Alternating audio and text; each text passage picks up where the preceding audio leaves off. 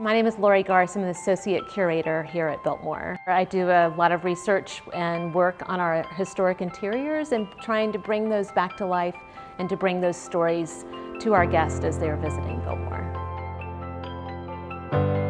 We are in the oak sitting room. We are located between Mr. and Mrs. Vanderbilt's bedrooms. This is considered to be the Vanderbilt's private apartment. So the Vanderbilts would have used this space as kind of their own retreat space, as a respite, if you will, from the daily activities within Biltmore House.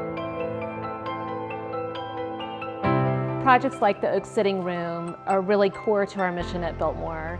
They allow us to not only bring the rooms back to life and to what they would have looked like during the Vanderbilt eras, but it really allows us to tell some really compelling stories that we know and learn about the Vanderbilts and how they would have used the space and be able to share those with our guests today. So with any restoration project that we do inside Biltmore House, we really try to go back as far back and kind of look for the clues of how it would have been presented and furnished during Mr. Vanderbilt's lifetime.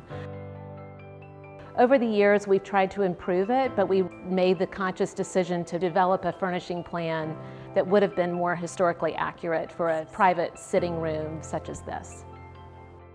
The architecture of this room with the oak paneling and the strapwork ceiling really helped us to guide us in the style of furniture that would have been appropriate for this room.